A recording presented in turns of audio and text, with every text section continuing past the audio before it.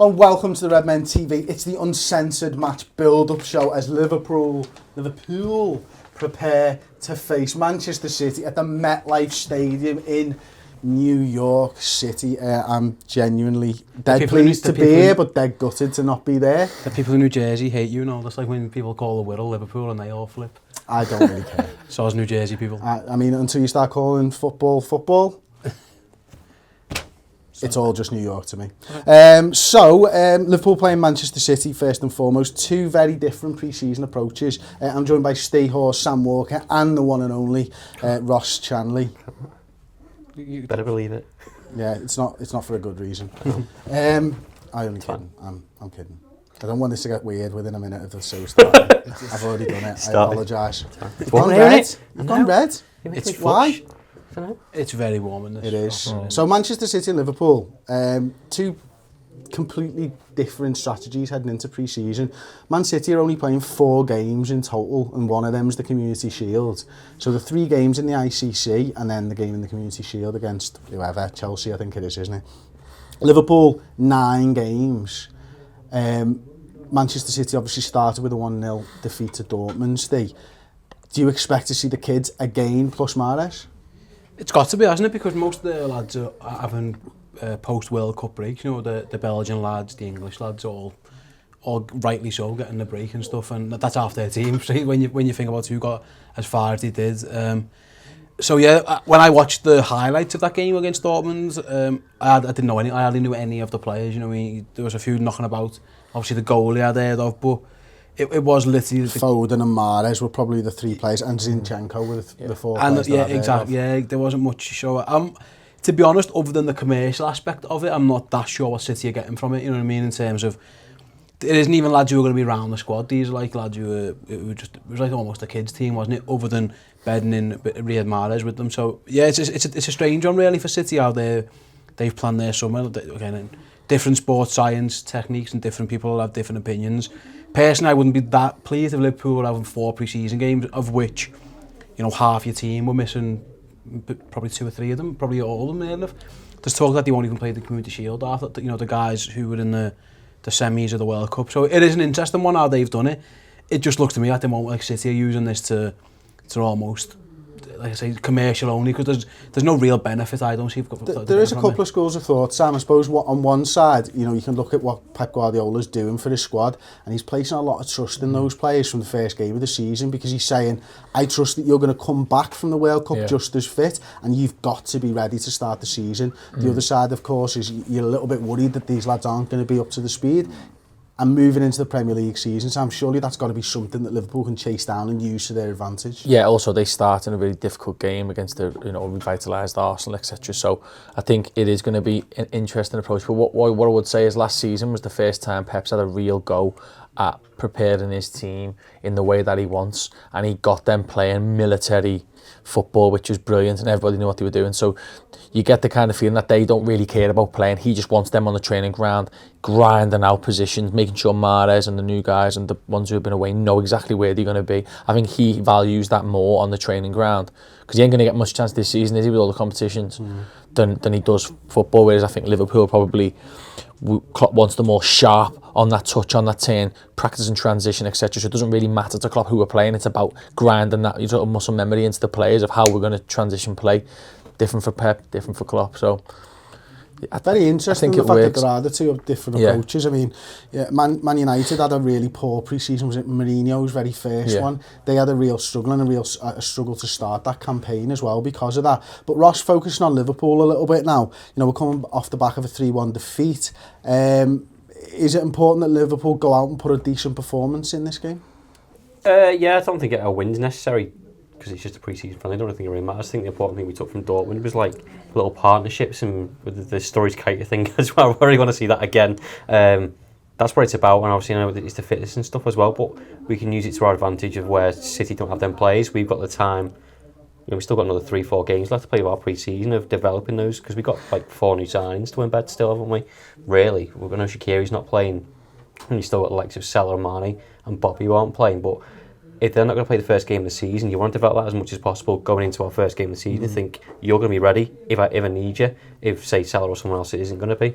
So I think performance-wise, yeah, it's just all about partnerships and fitness and people, like you said, people understanding the roles within what Klopp wants from them from the get-go. What is it, Steve, that obviously Liverpool versus Manchester City, it feels like this is the start of a rivalry up there with Chelsea in the noughties and Liverpool. Is that something that you can get behind? Is it two teams that are almost destined to fight it out for leagues and trophies over the coming years? I certainly hope so. That's the battle Liverpool want to be, and Liverpool want to be challenging the best teams, and City look like they're going to be one of the best teams for a long while. 100 points. Obviously done well in Champions League until they met us. So they're the top side, and that's what you want, isn't it? I don't know if there'll ever be, and it might change because familiarity breeds contempt and all that. But I don't think there's like a hatred as much as there was with the Chelsea one. Seemed really, the two managers didn't like each other very much, and the players putting lumps out to each other.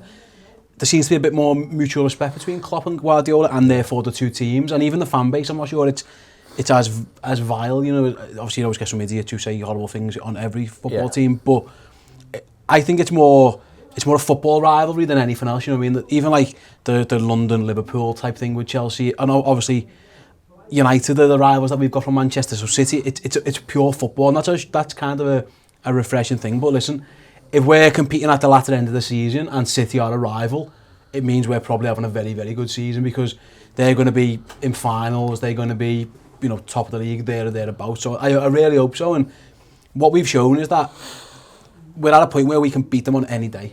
Throw us in a game against Man City anywhere, anytime, and I'll fancy us. We need to be at the point where we're battling them over the league season. So because we were 25 points or something, yeah. That's a huge margin. So that's the next step, isn't it? 1-on-1. It was kind of similar with Chelsea to an extent, in that we were miles away from them in the league for a while, but get us on the pitch and we'll beat them. We just need to bridge that gap, so where it's an actual league rivalry rather than just a one-off game where we're the underdogs and they're the big dogs and we're trying to knock them down. No, we want to be level with you, so that come April, it's a proper title race, and see how they react, because City, and even their fans, as much as the success they've got and have had always, they've got that thing in their heads, haven't they? They're always like typical City, where it might go wrong, and I still think they're a bit of a flaky. There's a bit of flakiness about them, so try and test them, and that's what we need to do. Yeah, Sam, is it something that you think might happen this season, in that Liverpool will be challenging City towards the end of the season? I think the fixtures at the beginning of the season suit us.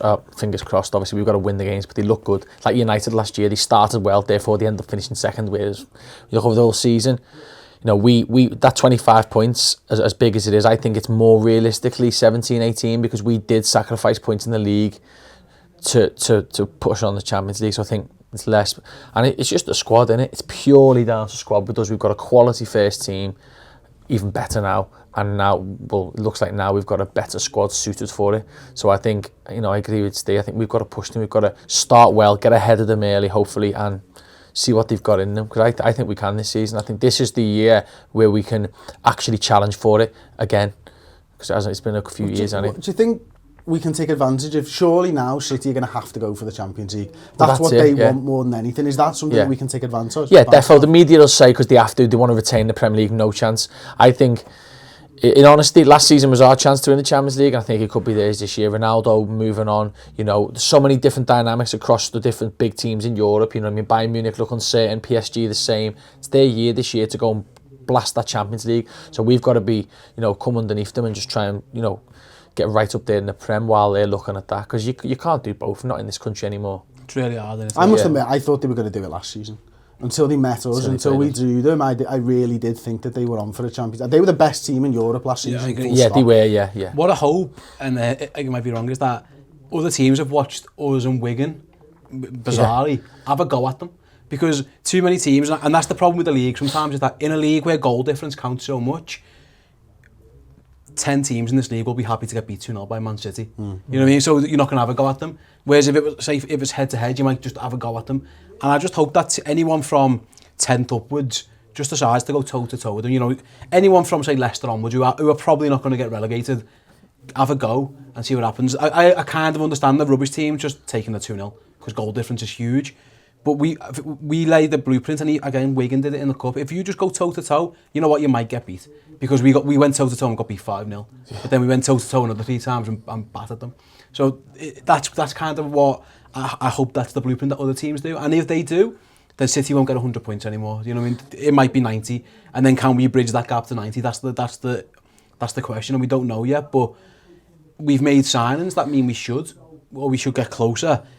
A lot depends on them. You know, I very much doubt Liverpool can get 100 points. So we are hoping they slip back a bit. And then if they do, we need to be the team that's pushing them. We don't want it to be United or Chelsea or Spurs or Arsenal. Make sure it's us that if they slip, that we're the ones who capitalise and not someone else. That's it. I mean, Ross, you know, all the big teams now are starting to make a few moves in the transfer market. The squads are taking shape. We know that Tottenham have got loads of people not coming back until the season starts because of how far the players have gone in the league and stuff. I think we've all spoken about how important it is for Liverpool to have a fast start. At what point in pre-season are you wanting Liverpool to start showing us a little bit of the football that we saw last season?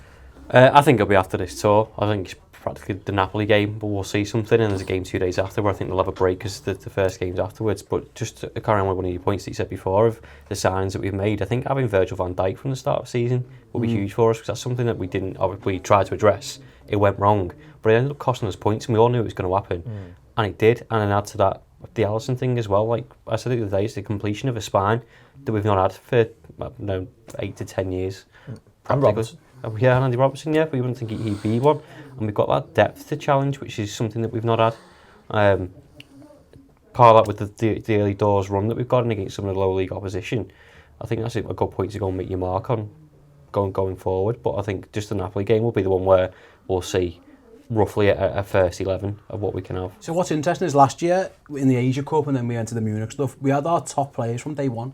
So we saw Coutinho, I remember at Leicester in that game when he dinks one over the Salah and it looks amazing. Then we go and batter Bayern Munich. It's different this year because our front three, the best part of our team, aren't here. They're not about. So what we're looking for is that the next lot, so Daniel Sturridge's or Dom Solanke or whoever's going to be about, can they perform enough? Because I think although Salah, Firmino, Mane, Shaqiri are probably our fraud attackers now, are going to be about for West Ham, they're not going to be 100%. You know, they're not going to be as sharp. So it might be that they can only do an hour. So can these other lads improve and can they build on it? So rather than building up the first team, which is what we did last year, and we saw the style of play from day one, didn't we? This year's almost about getting the lads underneath up to a level, getting the new signs up to a level, so that when you plop those three back in, it all fits together. It must be a difficult one to plan for the manager and the coaches, is that they're probably going to get 2 pre-season games with their best players who probably aren't going to be able to play every minute of every game. So it's a difficult preparation, which is why I'm with what Sam said before about the start. We need to just, even if we're not brilliant, just get the points on the board and build up to it. That's it. Like, I think we've spoken about this, me and Tom, about how this is such an important start to the season for grinding results out. You know, I think back to that 13-14 season where we won the first 3 games 1-0. We had the Mignolet penalty save, I think it was against Stoke and stuff like that. And just getting those points on the board is the most important thing, because kind of like what you were saying earlier on at the start of the video, it's about putting pressure on Manchester City. They had it too easy last season. Yes, they've won the league. Yes, they've got winners. Yes, they're experienced. But they had no pressure. No. And pressure can change a lot of things. Can you put the pressure on them early? Can you get ahead of them? Can you ask them each and every weekend to go and match what we're doing or better it? And that's the difficulty. Sam, I'm coming to you first, mate. We're going to do the starting 11s that you'd like to see. So face that one to the camera first and foremost, and tell us a little bit about your side and what you want to see from this game. So I've gone with the back 4 that I believe will start the season, because I think it's important embedding that in. I'll get to the goalkeeper in a minute. So it'll be Klein, Gomez, Van Dijk and Robertson. I say Gomez because I know Matip's injured now. Lovren's not going to be ready, so he needs to get games in now. The goalkeeper situation, I think Karius just needs to just not play for a couple of games, whether he's going to be there at the beginning of the season or not. Midfield 3, again, I would start these at the beginning of the season. So for Fabinho, Keita and Lallana. Firmino's not going to be ready. Henderson's going to be tired. And then I've gone with Ojo and Camacho because they're just easily replaced by Mane and Salah next week. And up front, Sturridge. Keita and Sturridge, this little bromance going on. If Sturridge is fit, he will start against West Ham. There's no way Firmino, after the season he's had in the World Cup, you know, getting to the quarterfinals, is going to be playing against West Ham if Sturridge is fully fit. So I've gone with the team that I think would be a good, for now, start building towards that Napoli game. And, you know, that's the best we've got, in my opinion, for now. Okay, Ross, for you, mate, what was yours? Yeah, I've done goalkeeper. I was putting anyone. That's as in any of the goalkeepers that we've got going. I'm saying with Karius now, I know we've got to the point where I think you said like it's bad management for Klopp to put him in, and I think it's got to that stage now of I think Liverpool have a duty of care to look after him. I know it sounds dead stupid, but it's got to the point where he's clearly broken by everything, by his Instagram posts and what he said for Sky in Germany of the whole house and thinks is proper hit him hard. Just take him out. Defence have gone the same because there is no one else unless you're playing Klavan. But Gomez looks pretty sharp so far, so I'd like to see him get more of a role at centre back. You've gone for the diamond. Yeah, that's based on the front two. So Solanke and to an extent Origi, but we've since found out Origi's likely to be going. Yeah. I just want to see a different option for when that 4-3 or 4-2-1-3, whatever, doesn't work. That suits the front two, especially Sturridge. We saw it against West Ham a couple of seasons ago where we played two up top, and it gives them like a bit more. Yeah, he was playing last day of the season. I think it was the London Stadium when they first had that, and Sturridge and Origi started up top together, and we scored 4 goals that day, didn't we? Yeah, I just want to see an alternative. Like, I know probably not use it in the season, but like say Firmino's not playing or someone's injured.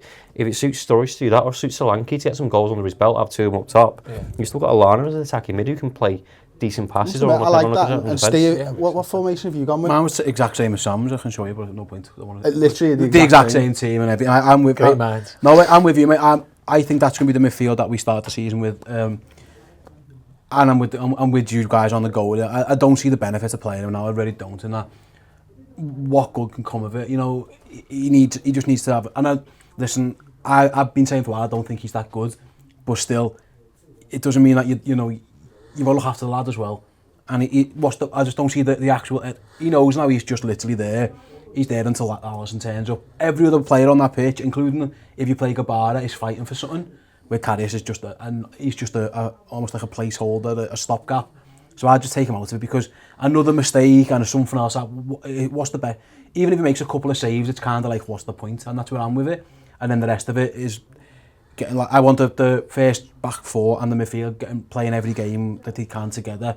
Give them an hour or so, just because, like I said before, West Ham is so important to me. Is that they all need to play together, and there won't be many times where Gomez and Van Dijk and Klein have been playing in the same team. I don't if it's ever happened before. I mean, I've gone for Karius and goal, which I feel a bit of a tit now, to be honest with you. Now that these have all just gone with anyone, Grabara. I think there is still something to be gained from playing Karius because I do feel, and I don't think he's a good enough goalkeeper for Liverpool. I think, you know, I've gone on record a few times and said that.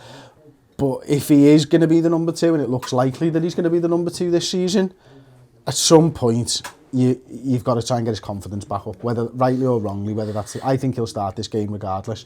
Midfield, I've opted to change it up a little bit. I put Milner and Lallana in because I can't remember seeing them two together in the midfield this pre-season. Another partnership that I like is the Gomez Van Dijk one, and then I just want to see Jones.